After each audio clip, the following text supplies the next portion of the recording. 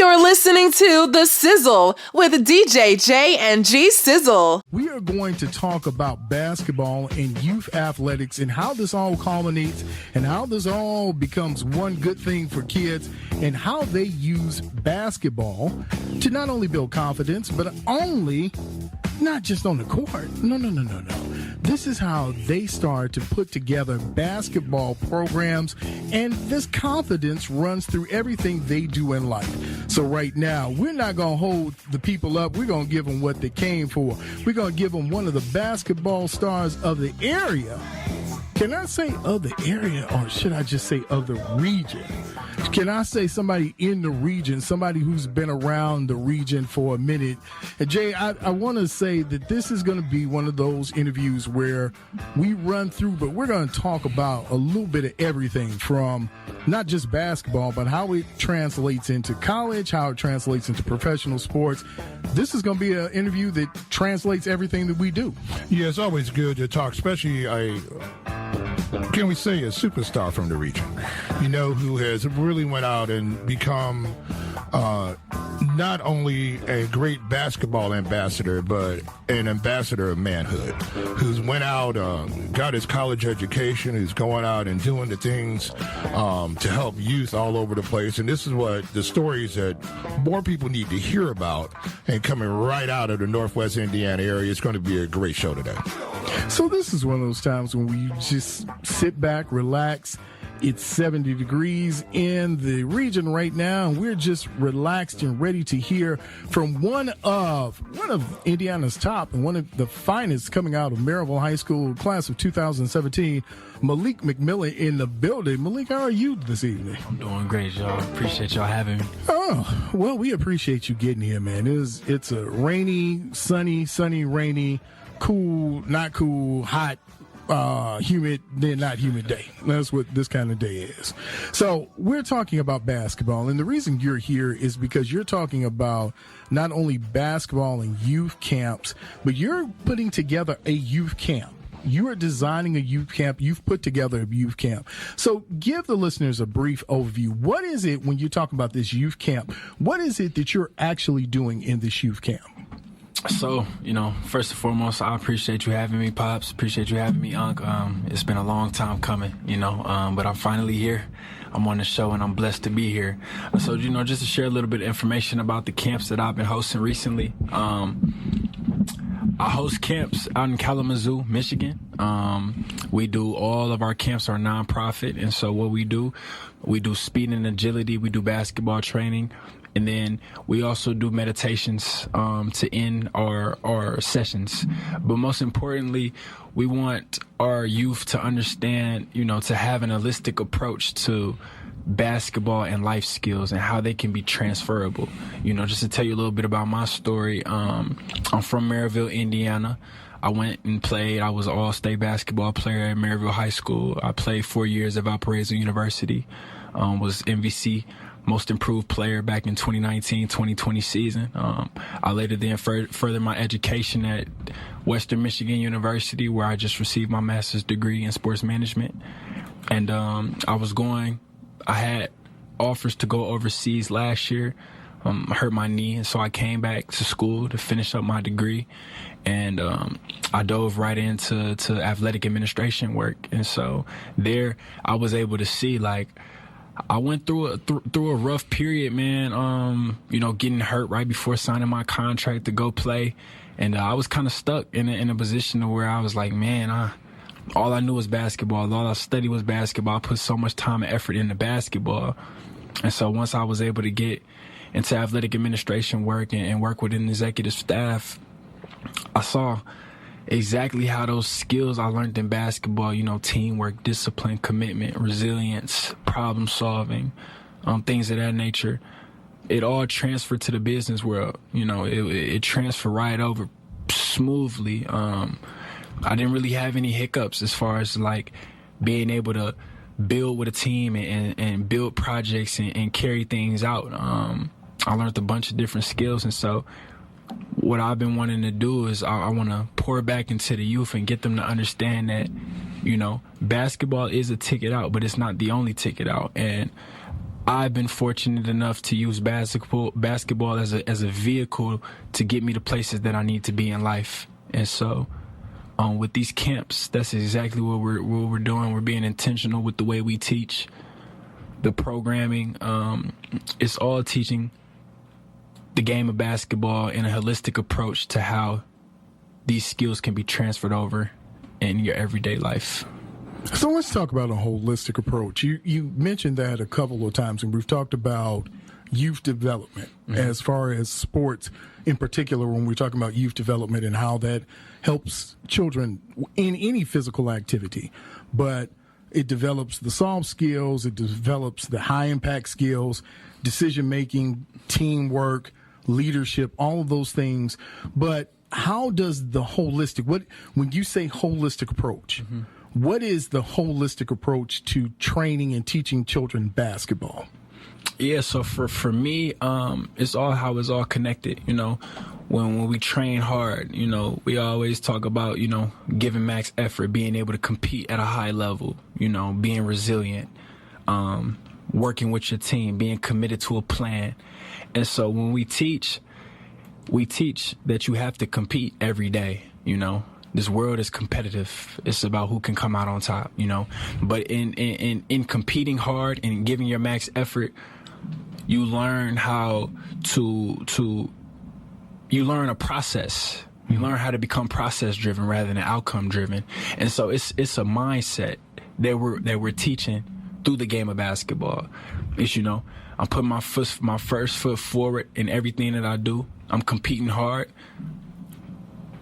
I'm going at it every day, but I'm being resilient. You know, I know every day is not going to be the greatest day, you know, and getting them to understand that, you know, everything, the game of basketball moves so fast. Life moves fast. Things happen quickly, you know. And so for basketball, to just give you an example, all right, you go, the way the game is played now is running gun. We want to shoot as many threes as we can. We want to get layups, dunks. We want to play as fast as we can, right? And so in playing this type of way, you're getting up so many shots, but you also missing a lot of shots. You have an opportunity. The more shots you shoot, the more opportunity you have to miss. And so just to kind of wrap that into how you can deal with different life skills, man, it's so many things happening at one time. Like, people get caught up in situations. Situations happen where you have to think on the fly, and you have to be able to maximize your time in this space, and you have to be able to use the knowledge that you've learned to make the best situation out of what you have. And so when we teach our players about going hard, messing up, it's okay to mess up, but being resilient, being able to get up, dust yourself off, and continue to stay focused on the process rather than the outcome, that's what we teach. So when we're talking about processes and outcomes in the process, how that all works and how we're getting that all, and we're putting that all for young people, walk young people through. There's a young person right now listening who was thinking about basketball, and they're wondering how things change. How are things different? How do things go different from what was junior high, high school, college? How does that all play in now that you've seen it from all levels? What do you, when you see things from that level, what is it when you're talking about, hey, this is from one level? How does that all work?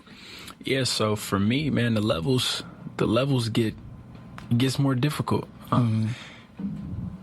Things get more competitive. You know, the game gets more competitive. You know, back in middle school, you might have been able to get by just because you were more talented than the next man.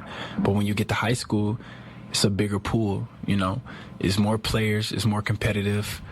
And quite honestly, you have to do whatever it is to make you stand out. Now, once you start getting to these higher levels, you have to become a master of something. You know, you can't just be okay at something. You have to become a master of something. Unless you're 7 feet tall, then you have time. But if you're not, you have to become a master at your craft. And what I mean is, you need to be able to master a skill of the game. Whether it be shooting, whether it be dribbling, whether it be playmaking, whether it be defending, whether it be rebounding the basketball, whether it be, you know, you have an outstanding IQ, you can set your teammates up. It's a bunch of different things that play into it, but the biggest thing for me, when I realized how different the game was from just the region and then going and seeing competing against people across the world is when I had a chance to play with the Illinois Wolves AAU team on the Under Armour circuit.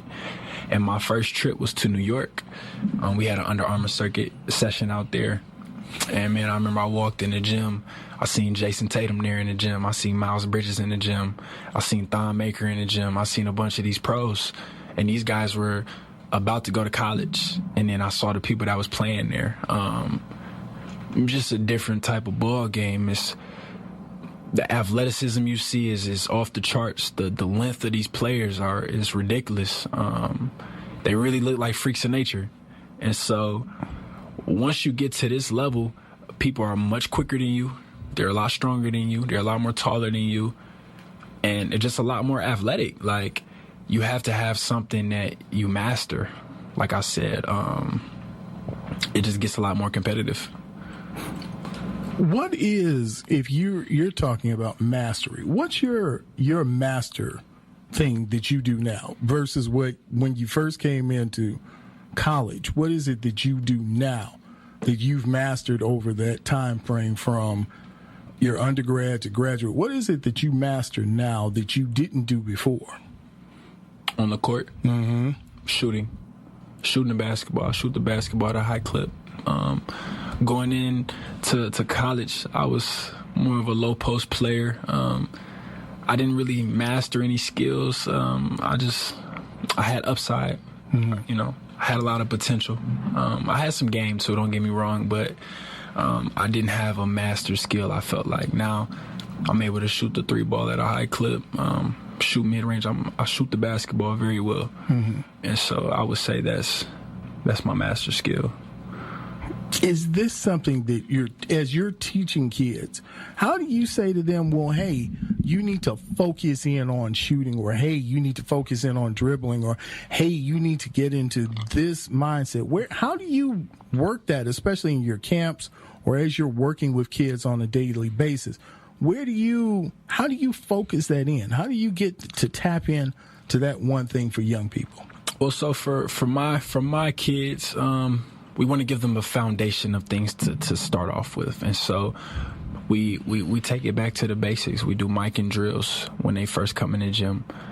We do form shooting when they first come in the gym. We do ball handling when they first come in the gym. We want to give them a foundation of a routine that they can go over every single day. That way it's building skills that they can have a routine, so when they come in the gym, they get right to their routine. They know what to do. Before, that's the prep work. Mm-hmm. That's the prep work. And so once they get the prep work, then we start diving into the particular skill that we want to go over that day. But the way the game is played now, you have to be able to shoot the basketball. It's no question. You will not see the floor if you can't shoot the basketball, unless you're extremely athletic, or you're 7 feet. But the game is played now at such a fast pace. They want to run and gun. You have to be able to shoot the basketball. And so we shoot the basketball a lot at my camps. We dribble the ball a lot at my camps. But we do go over fundamental things. We go over fundamental footwork, triple threat, how to jab step, how to, catch and rip. What are we looking at once we look at the defense? How are we playing angles? How are we, doing contact drives, seeking the contact, not fading away from the contact. Just little things, how the court is spread, different terminologies like the kill zone, which is the slot area right between the wing and the top of the key. We break everything down. We run different actions in our camps to understand, like, all right, this is a pin down action. We have a shooter on our team. We want to set a double pin to come bring him off 2 screens. That way he can get open for a shot. But if he doesn't get through, boom, we'll send a shooter through. We'll bring another big, or we'll bring the next guard off another screen, have him roll to the basket, maybe get a layup maybe. And then we could bring him off the ball, bring whatever man that was still left in the pin down, bring him up to the wing, boom, run, chase, set a ball screen. Like, we're teaching them how to play the game. We're teaching them different terminology, different actions, so that things are familiar once they start getting to a higher level of basketball. Now, Malik, when you are talking about them learning to play the game, a lot of times people think because they're on the asphalt every day, or because they're playing in the gym, they're actually playing basketball. Yeah. And I think once they get to the higher levels of basketball, even the higher levels of AAU, even though AAU is more of a run and gun type situation, you really don't start slowing the basketball down a lot until you start getting in college. Right. Can you talk a little bit about the transition for yourself when you came out of AAU? Because you were an all-stater, one of the best big men to ever come out of this area. Can you talk a little bit about what that transition was like from being coming out of AAU ball, coming out of high school ball, and then going to play Division I level college basketball at a high level? Can you talk about that a little bit? Yeah, so for me, it was a lot different. I mean, Coach Luggs did a phenomenal job coaching us as far as scheme and defensively wise, but as far as me just understanding concepts and schemes and that, like, at this level, everybody knows your tendencies.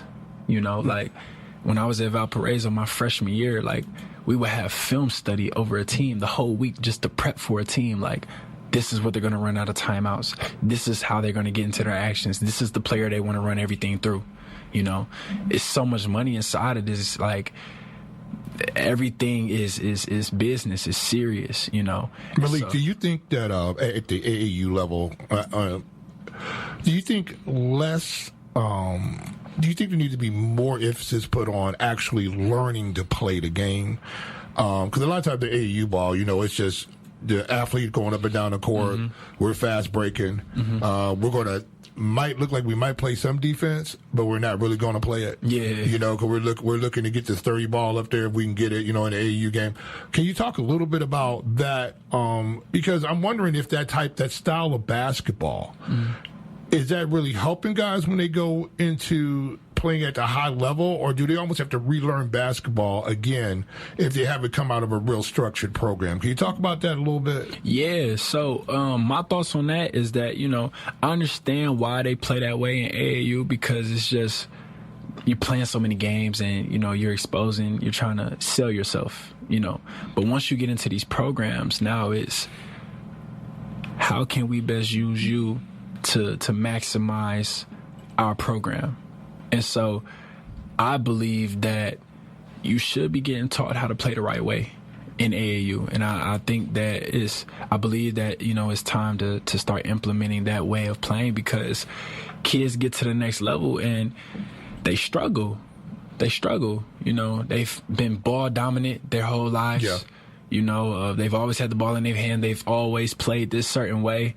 Don't get me wrong, it's good as far as exposure and really, showing the world who you are. But when you get in these games against equal talent. Yeah, equal talent. If you got equal talent playing, all of a sudden now it's like, well, that guy is as quick as you are. Right. You're not jumping over the top of him. He's going to come and body you up coming down the floor. Yes. So now, do we know, like you talk about, can we get to the kill zone? Do we know what we're looking at when we're bringing the ball up the court? Do we know, hey, you see it in the pros all the time. They just point to one spot on the floor. That's where they want their guy to go. I was watching a thing today about with Iman Shumpert. He was talking about playing for just a short period of time with LeBron James. And they were playing in a game, and Iman Shumpert wanted to push the basketball. And LeBron James was like, nope. We're going to bring the ball up, because he had one set play. And I think they were playing the Celtics or somebody like that. One set play that they knew they couldn't stop. And they ran that play 3 times in a row. Yeah. And Iman Shumpert said that was the most amazing thing he ever saw, because the Celtics called 2 timeouts in a row, right, but they continued to run the same play 3 or 4 times in a row, and they scored each time, because LeBron knew by the way they were playing defense that they could not defend what he was getting ready to do. And I think that is the learning the chess of basketball. Yes. I mean, we got a lot of checkers going on out here. Yes. And if you guys are listening out here to this young man who's actually trying to do what a lot of people don't do. A lot of times people go out to a camp and they'll just roll a basketball out there. We'll get 3 or 4 full courts, and we're just going to run up and down the court. We're just going, we might do some layups and do some stuff like that. But you're really actually like, hey, you know what? Let me show you basketball. Let me show you the inside game that you're going to need to learn to be able to be successful at the next level. And that's why I think your camps are so important. I just want to say kudos to you for doing that, because you don't see a lot of people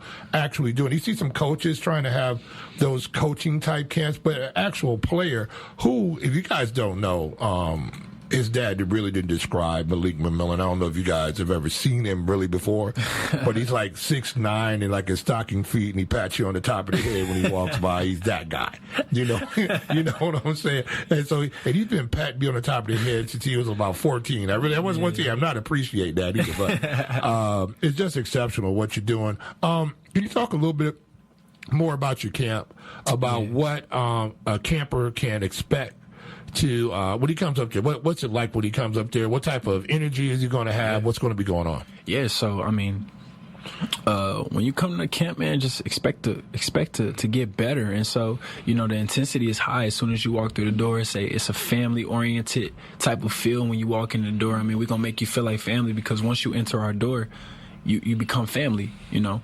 And we want to see family get better. We support family. We want family to improve in every way. And so when you come in, you know, you can expect to get better with your body through our speed and agility programming that we have. We work on, you know, ankle strength, ankle stability, balance, vertical, you know, your lateral movements. We work on just different aspects of the body that, you know, firing different muscles that don't get fired often that basketball players need, you know, strengthening the hips, strengthening the glutes, strengthening having strong ankles. You know, these are things that don't really get talked about. You know, we work on a lot of single leg stuff, because as a basketball player, you're doing a lot of single leg movements, you know. And so that's our speed and agility portion. Basketball training, we're going to do fundamental work. We're going to do fundamental work, but we're going to make it fun. You know, we're going to go over a triple threat series, learning, you know, the 4 areas of protection with the ball, you know, shoulder to shoulder, hip to hip, shoulder to hip, you know, being able to protect the ball, different terminology, archies, low sweep, high sweep, being able to read your defender, understanding that, you know, if your defender has his hand on you, he's trying to hand check you, you can low sweep through his arms, or you can over the top sweep pass, get by him. We work on different finishes at the rim, you know, floaters, pull-ups, just different, you know, different. We mix it up every week. So it's something fresh every week, but we're always going over the fundamentals. And then we compete. We do some conditioning work, but we compete. And then we do little fun games, man. So after a while, you know, I had to look and see, like, man, what's some different innovative ways to you know, show the game to these young guys and young women that we have come to our camps, because these are younger, you know, 5th to 8th. But today we had a couple 6-year-olds, a couple 7-year-olds at my camp today. And so we implement like sharks and minnows. We'll do sharks and minnows, but we'll do it with the basketball, where you know, wait, yeah, because you're speaking in this weird term that parents right now are trying to figure out, what are you talking about? You've got them in a kill zone. You've got some sharks. You've got fish. So how are you explaining this to parents and to young people who don't know what you're talking about? Okay. We take games that you would play in the park, or you would play at a summer camp, you know, red light, green light. You know, these are games that you would play when you were young. Mm-hmm. And we've added a basketball twist to it, you know. So funny thing is, I've learned that the best way to teach an athlete how to be an athlete is by doing athletic movements, you know, getting out, running, playing tag, playing, you know, different like games that can allow your body to move in a way that it needs to move on the basketball court. I've noticed that back then, you know, I used to do a lot of training where I was standing still doing stationary stuff. I feel like that way of learning is outdated. You know, we need to be more creative in how we train. And so this is the way I implement creativity in my training. So MILEEK, talk a little bit about, we know you were getting ready to go overseas. Yes, sir. And you had an injury. Nobody expects an injury to come along. But in a true MILEEK style, you went on and said, well, okay, this is what we're going to do. We're going to go ahead and finish up school. We're going to go ahead, since we're rehabbing, we might as well go get this master's degree. You know it. You know, because that's what you expect of yourself. Can you talk a little bit about I know you're still looking into the pro leagues. Yes, sir. Can you talk a little bit about this journey now that's been side-railed a little bit? Because a lot of people, they look at NBA players and they look at guys, in the G League and they go, wow, that guy's tall.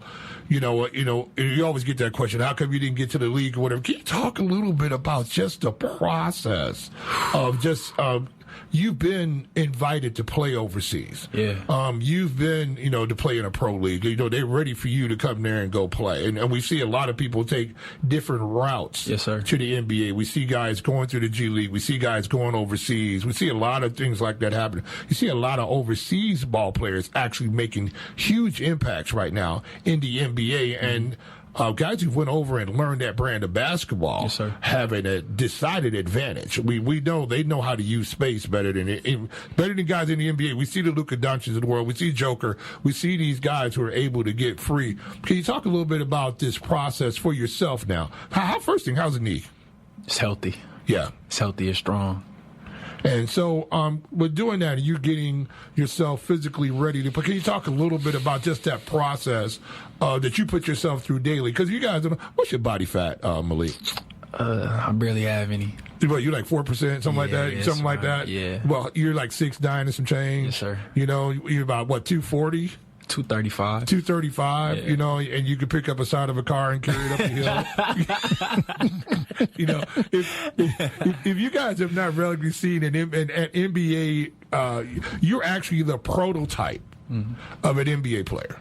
I mean, just you're the exact poster card of what they want to have: size, speed, agility, toughness. You got all the ability, and now your jumper's wet.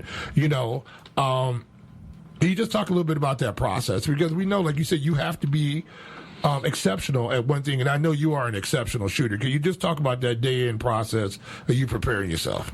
Yeah, so when I hurt my knee, man, it was it took me a little bit. I took about a month off, and I didn't really take that much time off, though. I was going to rehab every day I did 9 months of rehab, every day, 6 a.m. in the morning. I would shoot at night. I would lift throughout the day. I lift every day for 9 months straight. Just every day, just working on my knees, building up my hip strength, building up my glute strength, my ankles, stretching my knee, getting my knee back flexible. When the injury that I had, I ruptured my patella tendon. I completely shattered it. And so my leg was in a cast for, how long was it, Pops? It was in a cast for a little while. I would say it was in there. Is that the cast you have? You have your leg bent? Is that the one that it was straight? straight? Yeah, it was straight. Straight cast, and I can't even remember how many weeks now. Yeah. Because it all seemed to fly once we got into the rehab phase of it. Mm-hmm. I mean, we're talking about months. Yeah. But it did. One thing I have to say is your recovery flew by. It did. It was something that originally we were concerned that it was going to take some time and that it was going to be a process. But once you started healing and your commitment to the rehab, that was the thing that was most impressive, that you were able to commit to the rehab and it started to heal. And then each time we would go to see the doctor, it was good progress. Yeah. Yeah. It was like, it was moving so quickly. I was like, wow, this is amazing. But it was, again, your dedication to that rehab. Yeah. So a little bit about my process. Every morning I had rehab at 6 a.m. It was excruciating. I'm not gonna lie. Like, them having to bend my knee was the worst part about rehab. Like, you gotta understand the injury that I had. They had to put my leg straight. That was the only way it was going to heal correctly. And so for me to get that leg bent back all the way, for me to be able to play the game of basketball again, let alone not even, let's take a couple steps back, not even just to play basketball, but just to do regular human activity like walk. Just to walk, run, the walking part. Use the bathroom, get in the shower. Like, these were things that I had taken away from me, and it made me so appreciative for these things when I wasn't able to just wake up and do it. I had to sleep on my back for months because I couldn't sleep on my side because my leg had to stay straight. So when I had a chance to actually start doing some rehab, it allowed me to compete again. And so I was competing with myself, trying to bend my knee. And then once I was able to bend my knee, I'm like, all right, bet, cool.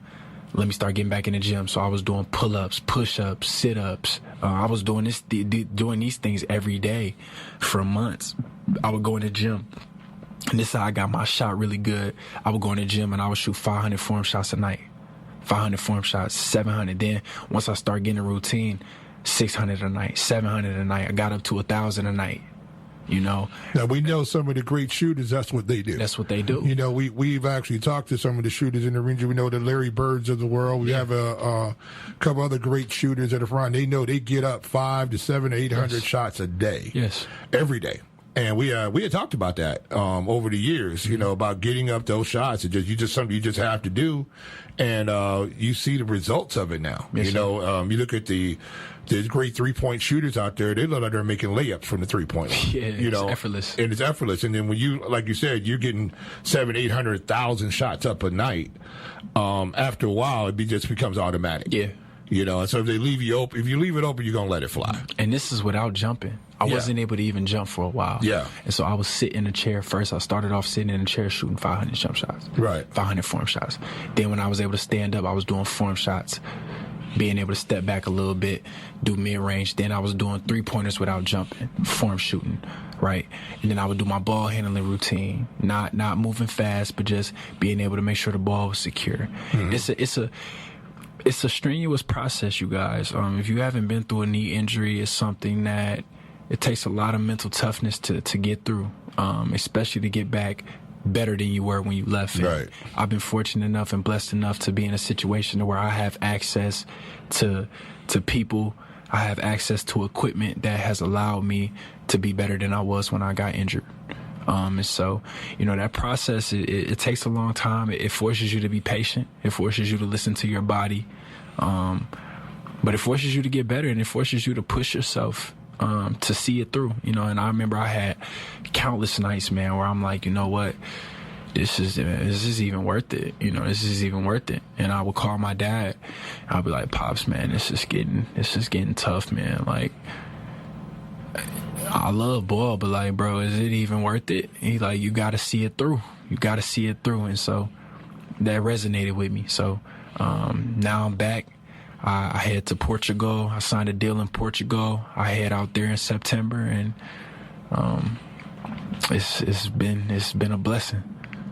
Let me ask you this, Jay. I'm sorry, I didn't mean to step on this, but when you were talking about putting these things together and working and all of the work that you did, sitting in a chair, shooting form shots, what was the one thing that you can remember? What did you learn through that whole process of rehab and coming together? What was it? What was that one thing that resonated with you that you learned out of that whole process? Patience. I learned patience. I learned that it's going to be a point in time where everybody is going to get to a point in their journey where you're going to be like, what am I doing all of this for? Like, I'm putting in so much work and I'm not seeing the results. And after a while, I'm like, I'm doing it for the process. Like, trust the process. I know it's cliche, but it is a real thing. Like, when you go through something like this that forces you to have to trust the process, you understand why people say trust the process, because you have to go through every phase of it, every emotion of it, the really high times, the great times, the really low times, where you're like, man, this is getting rough. But I learned patience. I learned how to work a plan. I learned goal setting. I learned visualization. I learned how to maximize my time, whatever I was doing. Whether it's me getting rehab, like, I'm going to go hard at this rehab. I'm going to compete. It just made me compete and be patient at the same time. Anyway, so it's an amazing thing, MILEEK, just to see you coming up from a young fella. I remember, what were you, about 13 maybe? I think you were like 13, and we were in a gym, and I was like, hey, MILEEK, you could take one dribble from the 3-point line and make a layup. You were like, oh, really? Oh, can you? Was it one dribble or two? I can't remember. I think it was one. Yeah, it was one. And I saw MILEEK at about 12 or 13 years old take one dribble and make a layup from the three-point line. And then I knew at that point in time that I would not be playing any more basketball with MILEEK. So when we talk about your basketball journey and how you're moving forward, we know you're going off to Portugal. Yes, sir. What was it like? Was it surreal? You know, is it something that you go, man, I didn't see this route coming, but sometimes these bumps in the road, Yes, sir. become the thing that propels you forward. Oh, absolutely. If you think about it, it's very possible that you would not have been able to create the superpower that you have to shoot the basketball had you not been forced to have to shoot it the way you had to for all those months and time, you know. Yes, sir. What do you think now as you go out there, and how do you feel this process has been for you? Has it been surprising for you? Was the offer going to Portugal, was that surprising? Was that something that you expected? Go through that process just a little bit about going in and, you know, and going into a new country. Yeah. You know, to talk a little bit about that, because we're some of us listening right now, we're living vicariously through you right now. so we want to know what that's like. Yeah. When I got the call from my agent, you know, huge shout out to Andy Buccianis, who works with ASBG Sports, was working for me, and he got me a deal in Portugal. And when I got the call, you know, a lot was happening during that time. You know, I was finishing up my master's degree, which was a strenuous process in itself, and doing all of that while rehabbing and working. It was just a lot going on, so my mind was kind of everywhere. And honestly, I was not expecting to get a call that soon. Yeah. To get a contract. And when he called me, he's like, "Man, this is a great opportunity, man. We need to act on this." And I'm like, "Well, you know, enough said. Let's do it." Right. And but that's when I go back and I think about all those times where I'm like, you know what, nah, Leek, let's work today. Let's work today. Let's work today. And all the times that I couldn't have put work in, like all the times I could have listened to my thoughts and like, nah, let's chill, bro, let's chill. Like, I wouldn't have been ready for this. Yeah. I wouldn't have been ready for this had I not pushed myself through it and saw it through like my pops told me to do. Yeah. You know? And so when I get the call, I'm comfortable in saying like, let's do it. Yeah, I'm ready to go. You know? Yeah. I'm comfortable, you know?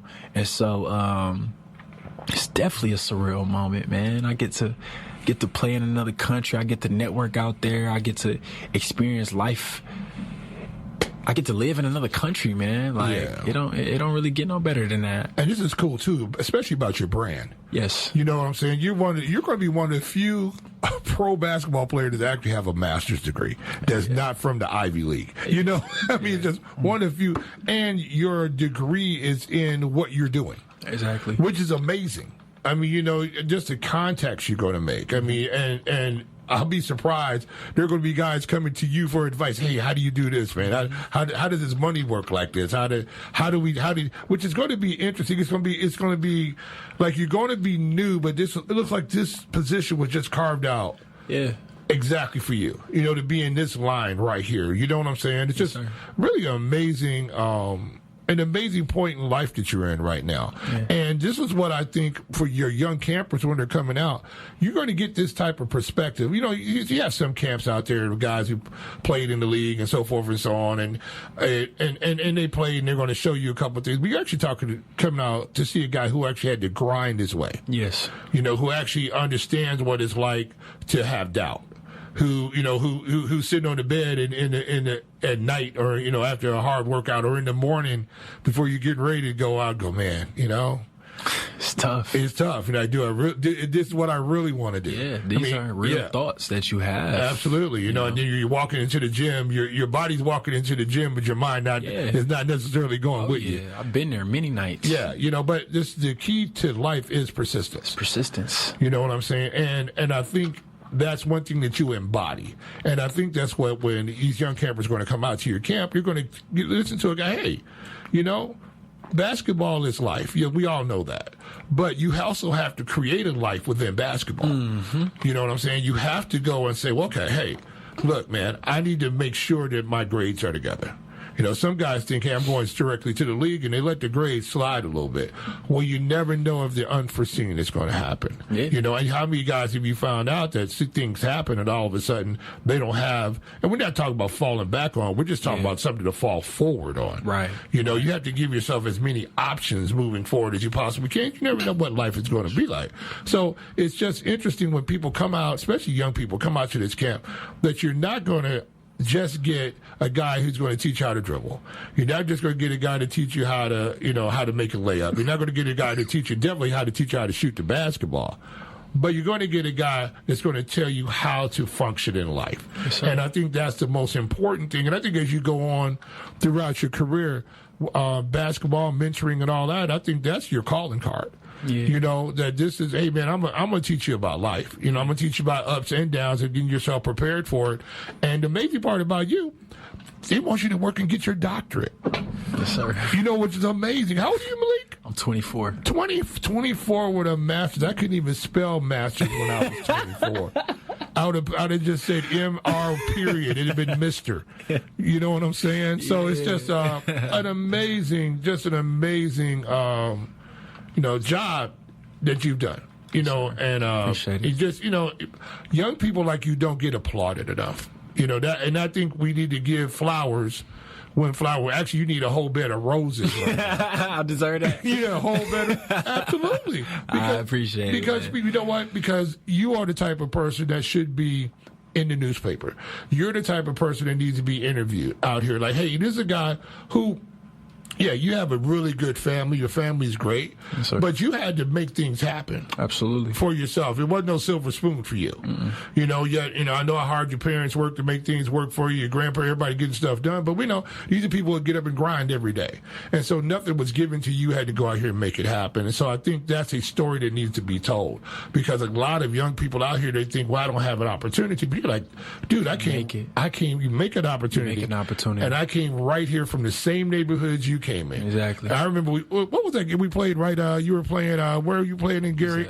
We was at East Chicago. Was it East Chicago? Yeah, we played at Hammond. We played at Hammond? Yeah, we talking about, we had to break out 007 and the Delta Force to get you up out of there. Because if y'all have never seen Malik play, which you have, some people have, they know you from the league.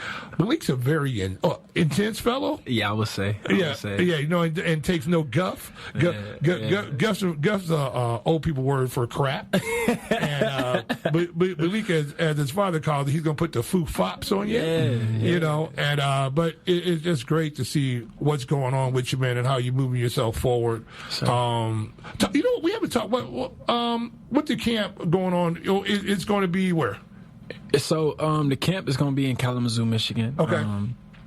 It's going to be August 5th from 9 a.m. to 4 p.m. We have it's going to be fully staffed, fully secured. It's all nonprofit. We're looking to have 80 kids there. Yeah. We'll do speed and agility. We'll do basketball training. We're going to do a successful athletes working in college athletics panel.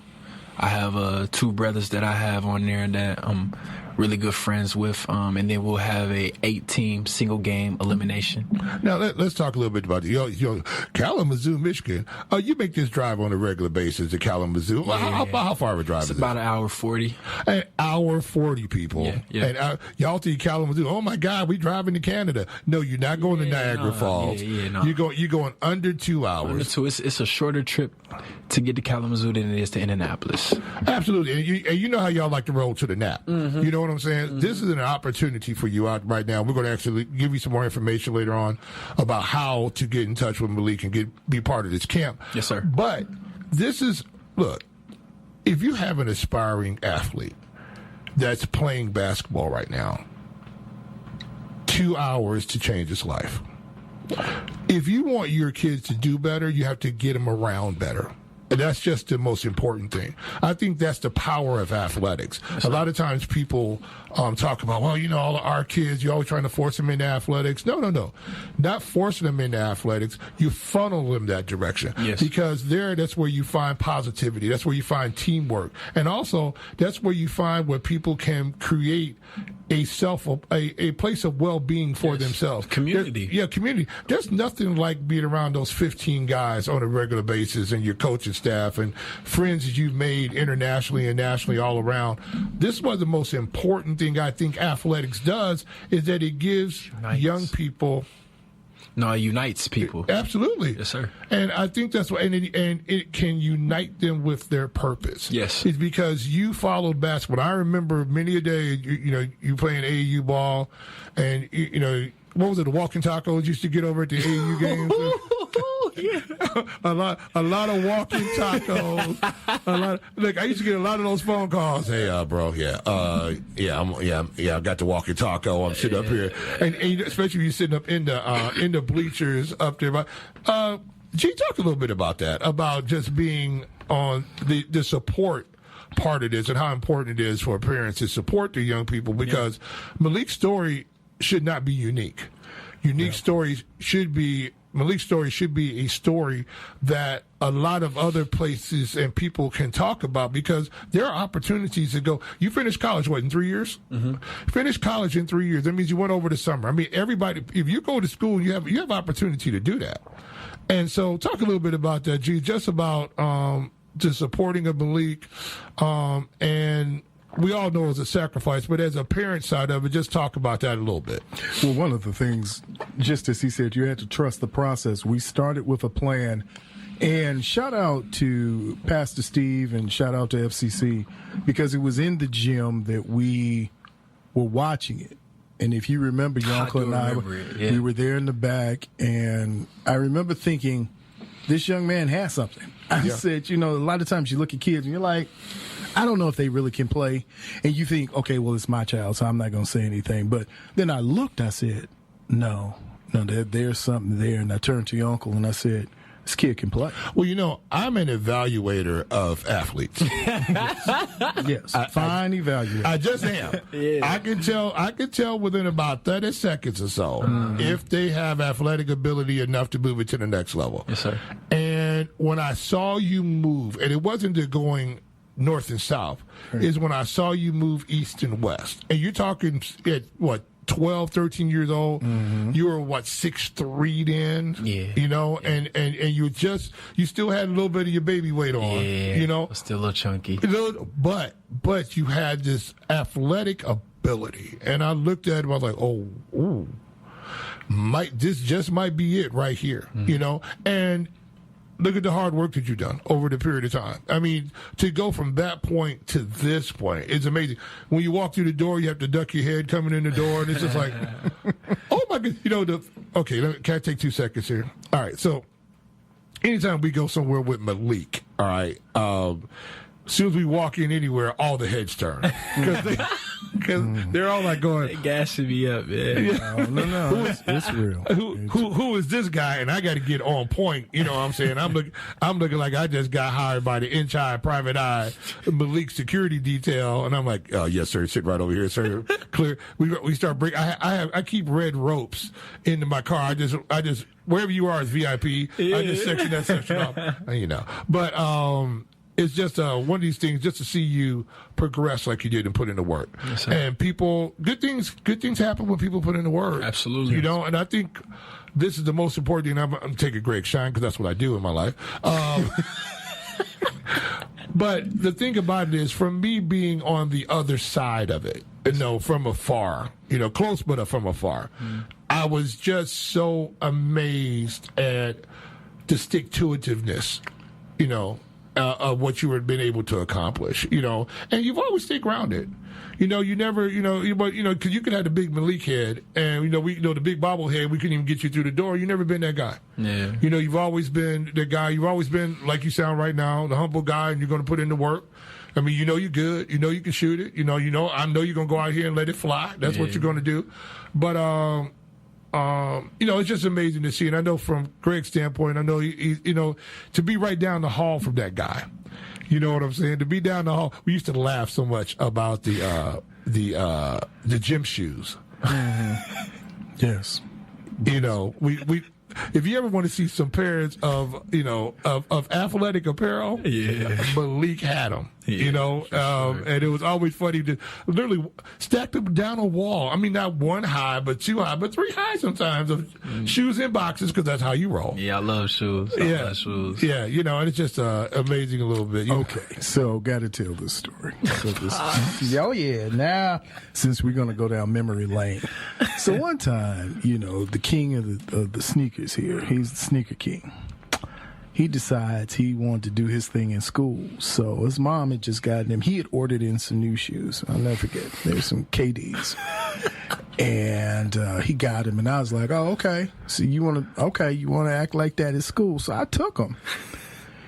And for some reason, I got to the barbershop.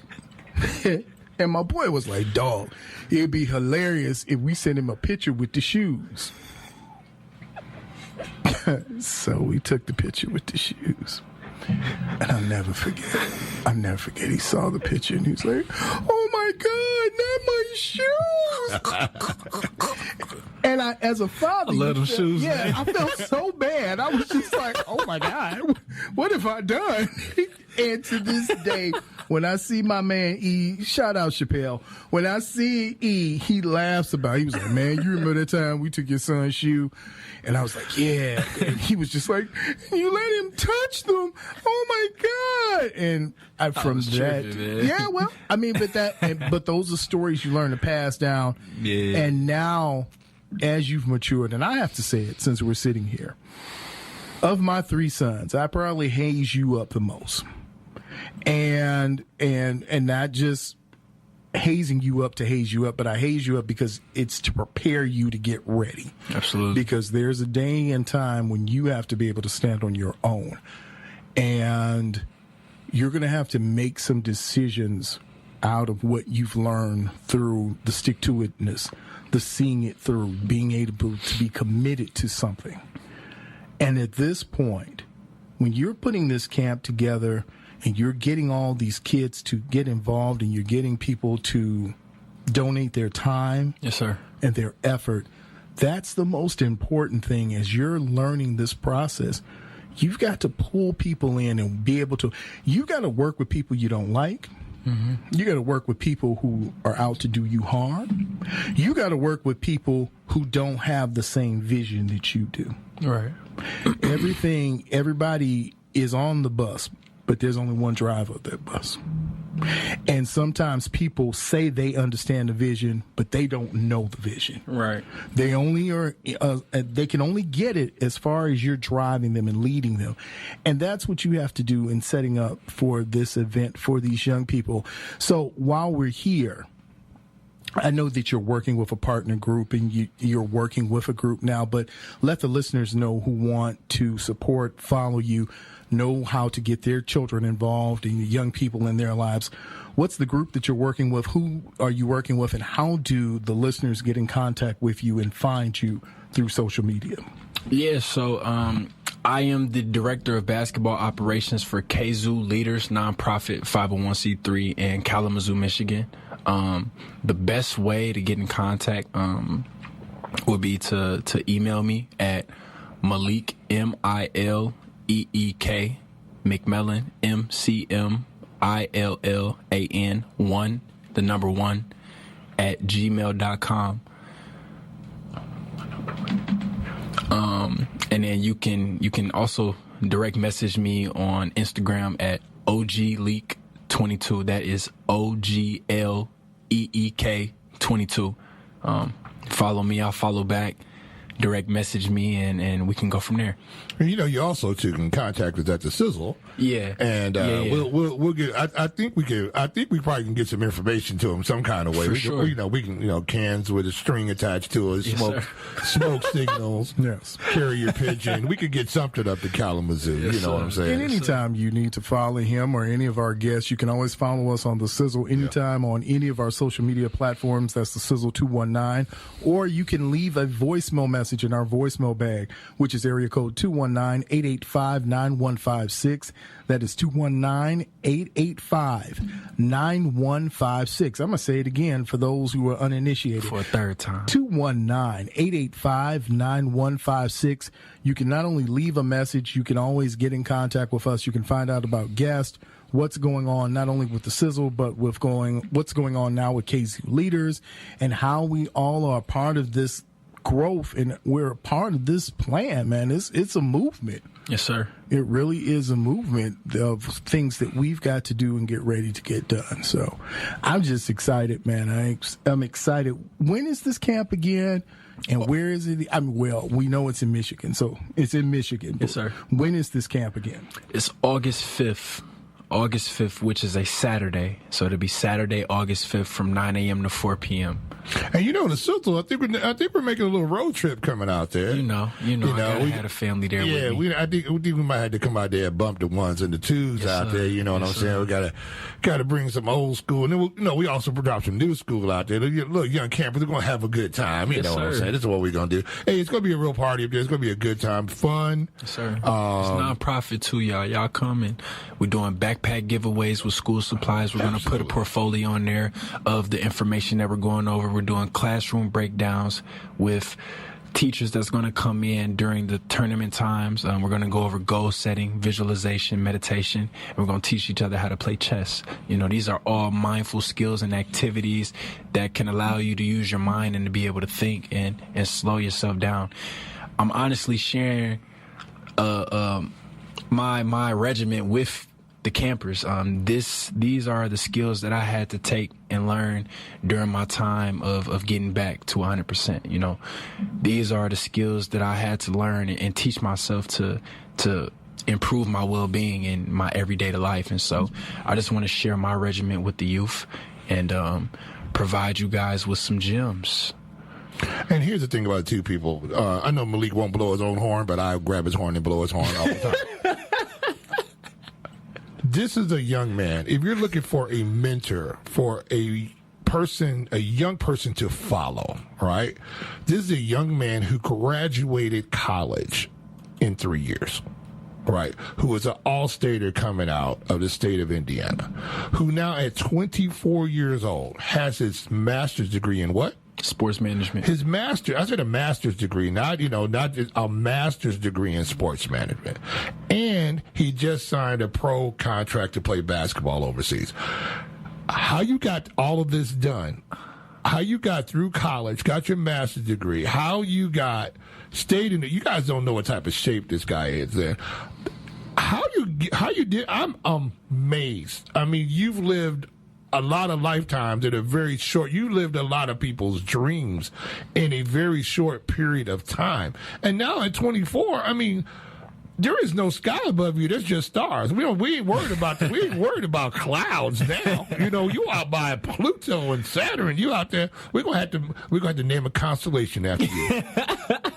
Constellation Leaky 1. You know what I'm saying? Yes, sir. And so, you know, hey, look, we're having fun over here in the SIZZLE. You know, we got the TV cameras in here today. We're recording everything, so you could actually be able to see this phenomenal young man. Can I call you phenomenal? That's I think from here on out, I'm just gonna call you Phenomenal Leak. You know what I'm saying? It's a whole lot of love here. Right. I'm just calling. Hello, can I speak to Phenomenal? You just say, wait 1 minute, please. It'll be right here. You know what I'm saying? Because some just they fabulous. They this that, but you phenomenal. You know. Yes, so I think just for the people out there, look, this is an opportunity for you to get around a young man while you can.